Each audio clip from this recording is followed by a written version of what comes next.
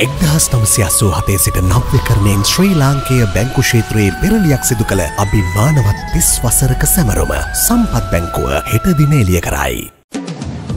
Sinhala and Tamil New Year dawns, bringing communities together. First at 9. This is Derana 24/7. Numerous buried and houses destroyed in Meethotamulla garbage dump collapse. Accident rates at National Hospital witnessed a decline. Economist says country needs industrialization-led growth strategy. US drops mother of all bombs in Afghanistan.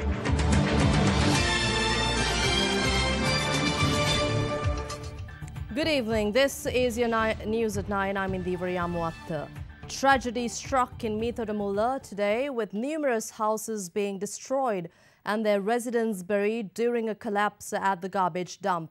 7 people were injured and have been admitted to the National Hospital, with more still trapped under the dump.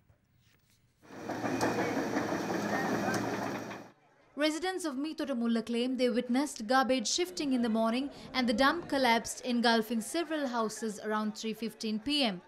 The entire section collapsed in 30 minutes and completely destroyed several houses.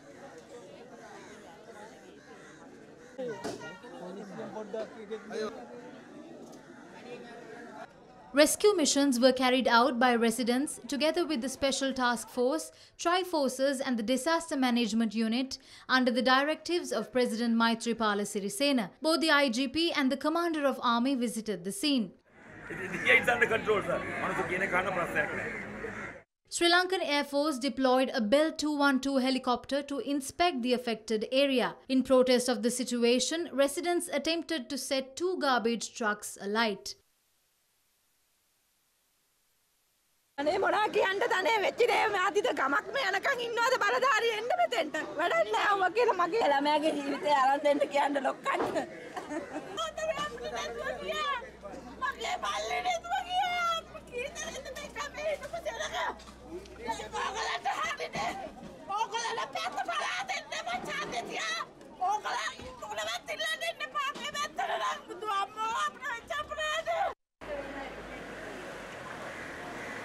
The director of the National Hospital, Anil Jasingh, has said 7 individuals were rescued and were admitted to the National Hospital.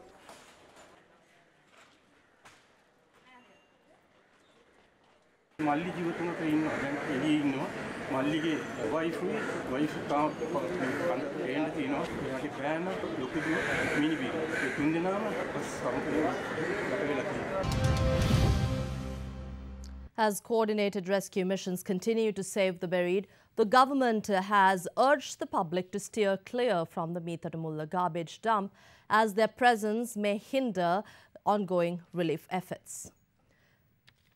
And Derana continuously highlighted to you the issues of the people in Meethotamulla in relation to the garbage dump. Regardless of their complaints, the authorities did not address the garbage issue. The negligence and irresponsibility of authorities have led to this life-threatening situation. The garbage collected in the Colombo municipality is being dumped in Meethotamulla, Kolonava, in accordance with a court order issued in 2009. The court ordered garbage be dumped within 2 acres. However, the dump has spread to an area of 18 acres. Residents of Meethotamulla organized several protests against the garbage issue, but a solution was not forthcoming.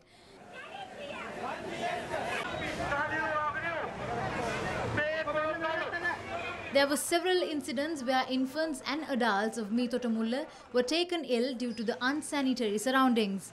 The worst nightmare of the residents were realized today.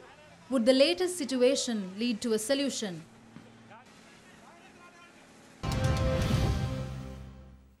And the Sinhala and Tamil New Year finally dawned, reminding us of an era which is slipping out of our reach as we continue to embrace modern practices of the 21st century. Festive jubilance was felt countrywide as the people welcomed the New Year today. The Sinhala and Tamil New Year dawned today, coinciding with the transition of the sun from the sign of Pisces to Aries during the wee hours at 2:04 a.m.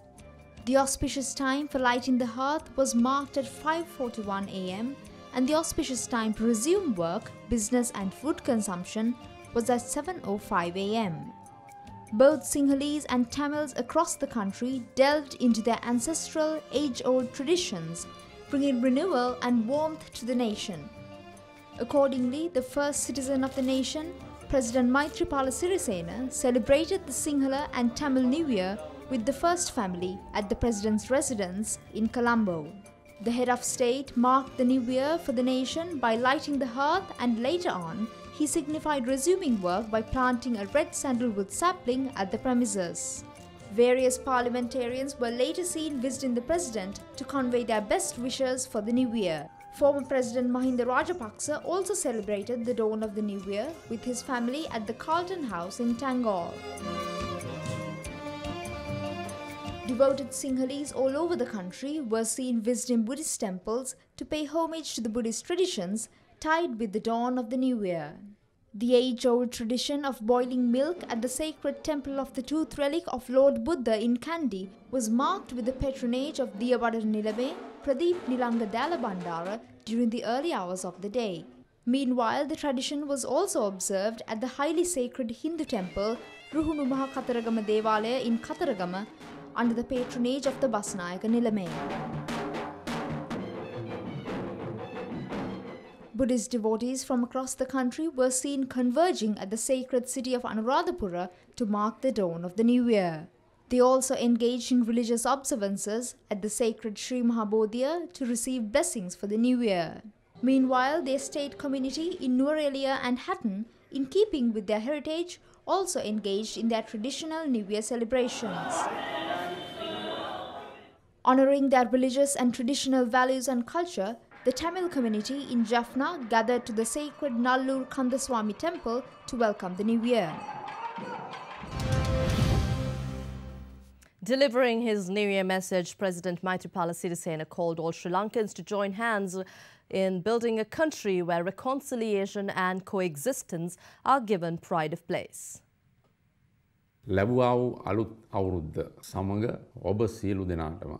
With the dawn of the new year, I wish everyone courage to move forward to build a prosperous economy and a country. I request you to make the country more progressive by fulfilling the responsibilities you have individually and as a nation. I wish a prosperous new year to all the Sri Lankans and those who are living abroad.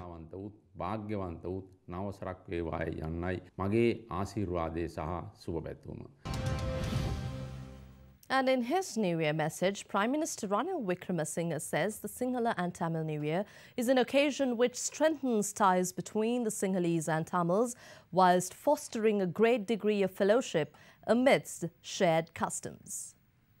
The Prime Minister goes on to say the Sinhala and Tamil New Year brings a message of prosperity and unity to the nation, acknowledging the role of the sun in the agrarian society and its blessings towards a greater harvest. He further says that the ancient customs and traditions of the Sinhala and Hindu New Year are closely tied to sustainable good practices that preserve and respect the environment around us, whilst encouraging the younger generation to share the same values and preserve them for posterity. Meanwhile, extending his heartiest wishes to those who are celebrating the Sinhala and Tamil New Year, Leader of the Opposition R. Sampandhan says this New Year would be a crucial year for all Sri Lankans, as it could be decisive in determining the future of the country and its people. In his New Year message, the opposition leader revealed his hope of unity in the coming year to achieve the dream of building a peaceful and prosperous Sri Lanka that upholds the dignity and equality of all communities. He added this could only be achieved through a new constitution. The opposition leader went on to say as the Sri Lankans celebrate the New Year, he would also like to encourage that people remember the brothers and sisters who are vulnerable, marginalized and grieving, and they deserve attention, support and urgent action. In the meantime, former President Mahinda Rajapaksa wished the Sri Lankans a prosperous New Year from his residence Carlton House in Tangol. This great cultural festival belongs to both the Sinhalese and the Hindus. As adults, it is our responsibility to guide our children to follow the New Year customs. I request everyone to follow them and wish everyone a prosperous, peaceful New Year.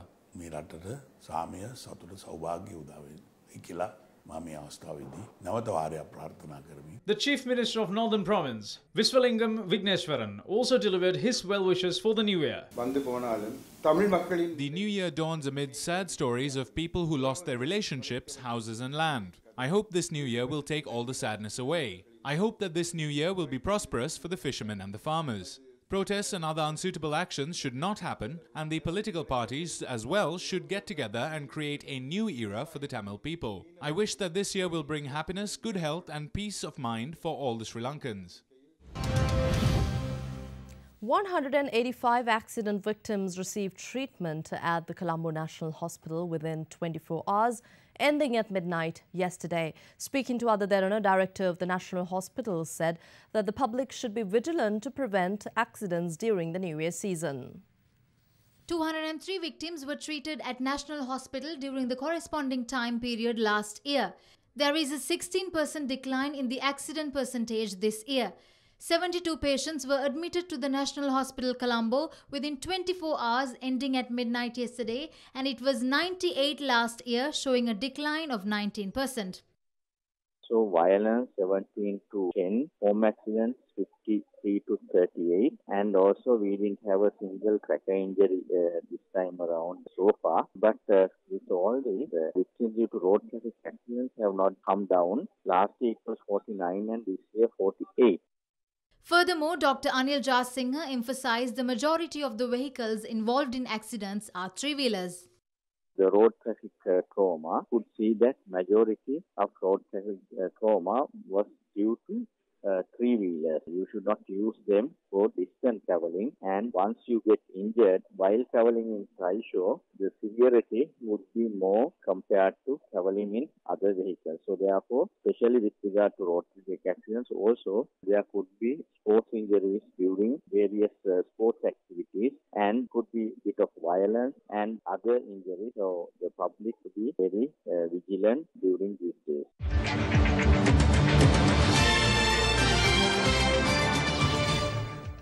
Welcome back. Today is Good Friday, the day on which Christians worldwide commemorate and reflect on the suffering and crucifixion of Jesus Christ. It is a solemn day for them, marked by religious observances and devout contemplation. Almost 2000 years ago, Jesus Christ gave his life for the redemption of humanity, dying a humble, painful death nailed to a cross. For modern-day Christians the world over, Good Friday is a day for reflection on how to overcome sin through repentance and humility. It is a climactic point following a period of 40 days of preparation, prayer, austerity and repentance. On Good Friday, Christians attend Holy Mass at church, relive Christ's suffering through readings of the Bible, passion plays or simple prayer, and pledge themselves to abstain from sin. Good Friday, however, is not merely a day of mourning. It is also commemorated in anticipation of Easter Sunday, when Christians celebrate the resurrection of Christ.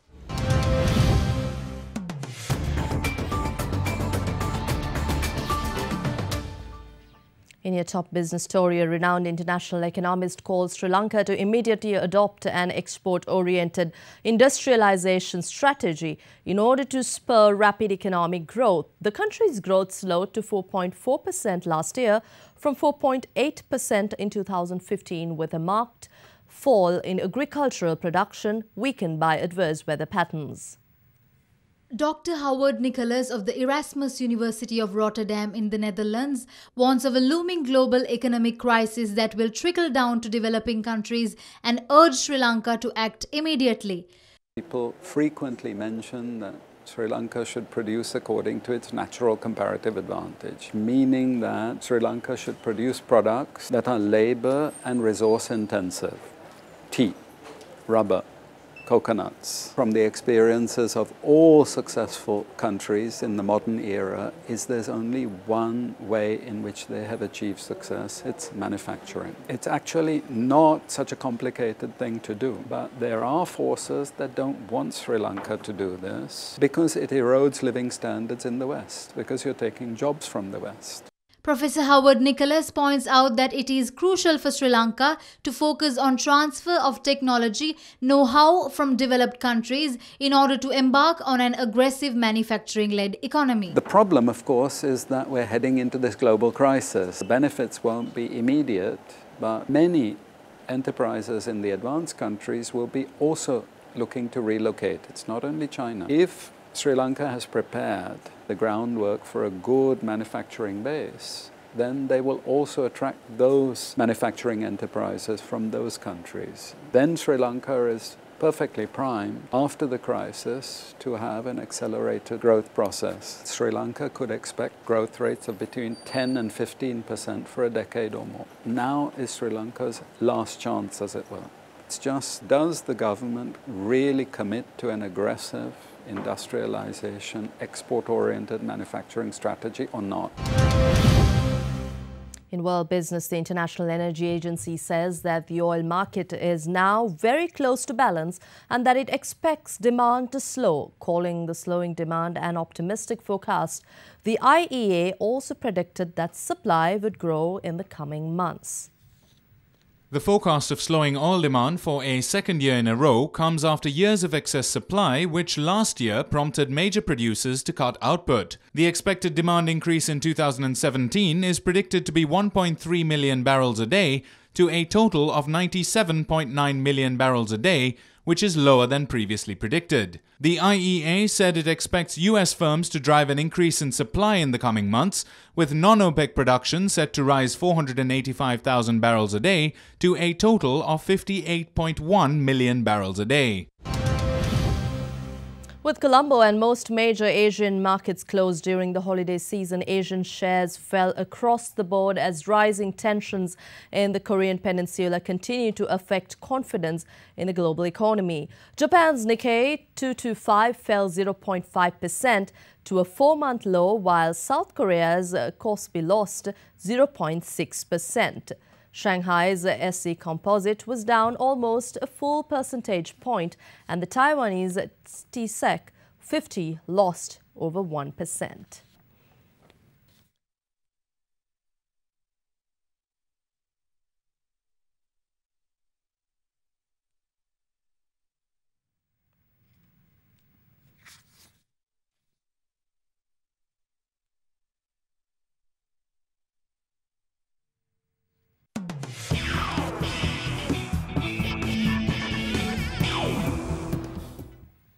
Manchester United were denied victory in the Europa League last night by a resilient Anderlecht side who scored late to draw the match in Brussels. Meanwhile, crowd trouble delayed kick-off between Lyon and Besiktas at the Parc des Princes, but when the game finally got underway, the home side was able to clinch a 2-1 victory.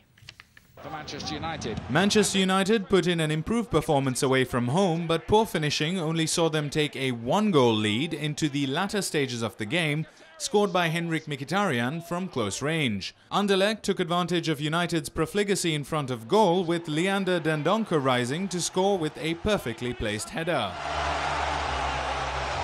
In France, police fired tear gas at fans as trouble flared inside and outside the stadium, delaying kickoff by 50 minutes.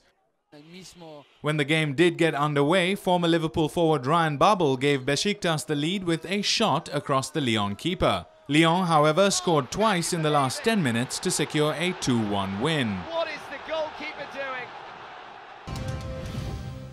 In cricket, Kolkata Knight Riders registered their second victory of the season in their first IPL home game last night to move to the top of the points table. Kings 11 Punjab were unbeaten until yesterday's game at Eden Gardens and have slipped to third place thanks to the defeat.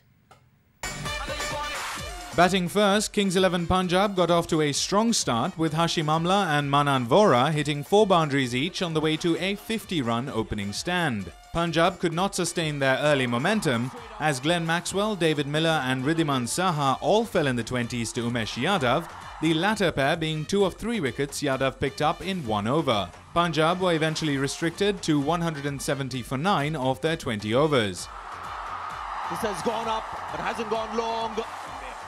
And Gambhir on the 4th attempt. Chasing 171, Sunil Narayan was promoted to the top of the KKR order. The gamble paid off as the pinch hitter scored an 18-ball 37 to help his side to 76 in the power play. Captain Gautam Gambhir scored an unbeaten 72 of 49 deliveries, and Manish Pandey finished the match in style with a 6 as KKR sauntered to an 8-wicket win with 21 balls to spare. To end it all, the call.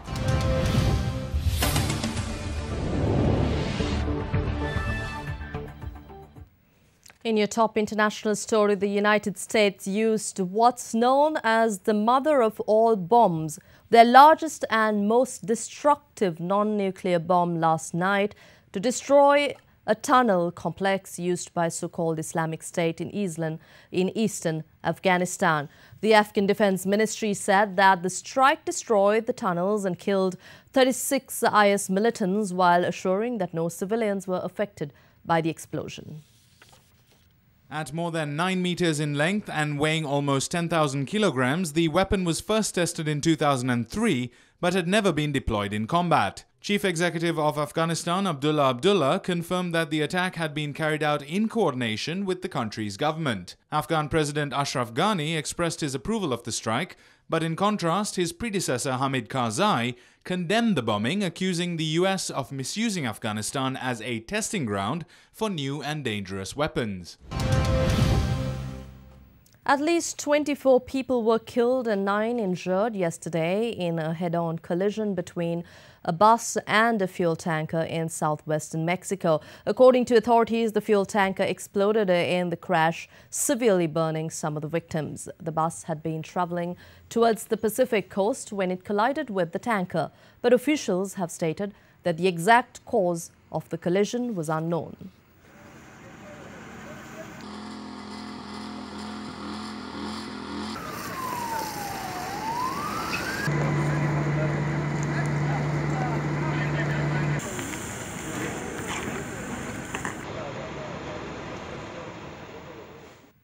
French judges investigating far-right presidential candidate Marine Le Pen over misuse of European Union funds have called for her European parliamentary immunity to be lifted.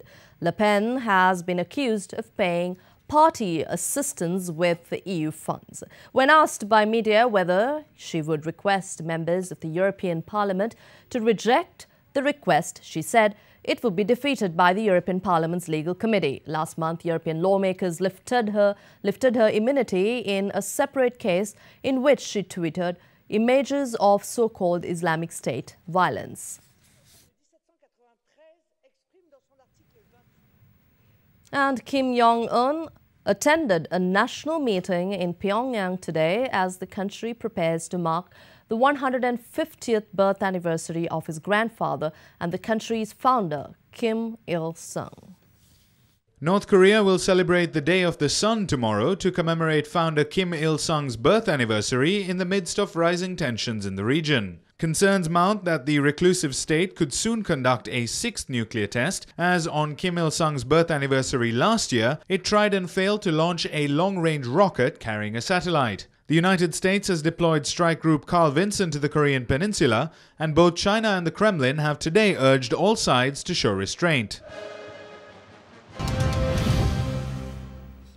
And civilians are being evacuated from rebel-besieged villages in Aleppo as part of a swap deal for similar evacuations from small rebel enclaves in Syrian government-held territory. The United Nations described the situation in the towns last month, as catastrophic, with more than 64,000 civilians trapped in a cycle of daily violence and deprivation. Buses began evacuating hundreds of people from 2 rebel-besieged Shiite villages in northwest Syria today, and rebels began to leave 2 towns near Damascus with their families under a deal between the government and insurgents. Similar agreements were reached in recent months, with Syrian rebels leaving areas long besieged by President Bashar al-Assad's forces, sometimes in exchange for Shiite residents moving from towns surrounded by the mostly Sunni insurgents. 3 passengers of a train in India were arrested with 15 kilograms of unaccounted gold today.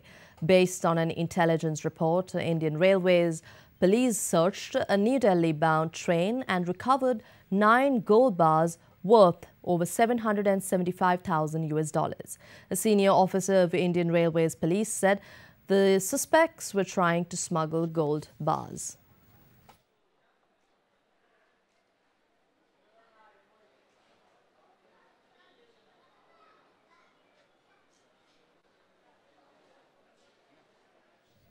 Also making international news, Palestinian and Israeli forces clashed today in the West Bank city of Bethlehem.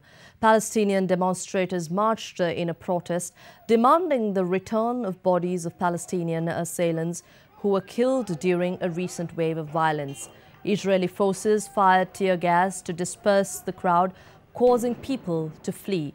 A wave of street attacks by Palestinians in Israel, Jerusalem, and the Israeli-occupied West Bank since October 2015 has killed 37 Israelis and 2 American tourists.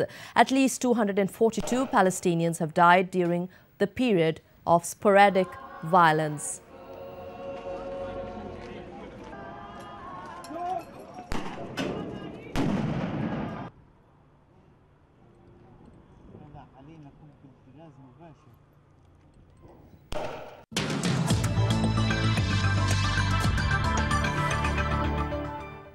And now we move on to your weather forecast for tomorrow. Prevailing rainy conditions are expected to reduce over the island. Fairly strong winds of up to 50 kilometers per hour at times can be expected during the coming days. Showers or thunder showers will occur in the western, southern, Sabaragamuwa and central provinces. Similar is also forecasted at a few places in the Uva and eastern provinces during the afternoons.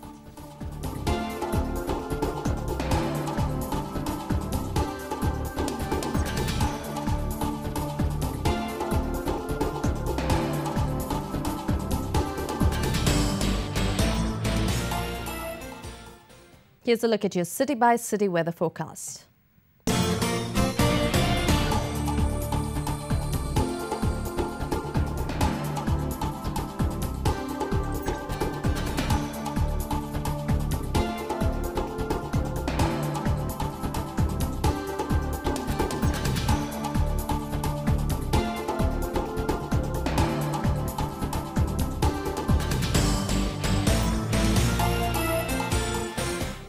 That's it from our main news desk for your primetime news at 9. For the very latest, you can log on to www.otherderana.lk or follow us on Twitter at otherderana. Yesterday, we left you with a glimpse of how the villagers of the rural village of Haliala, Bogoda Thalava in the Badulla district celebrate the New Year. And today, we take you to the same village where they have celebrated the New Year in keeping with the long-lost traditions related to the Sinhala and Hindu New Year. These villages today mark the dawn of the New Year with much pride.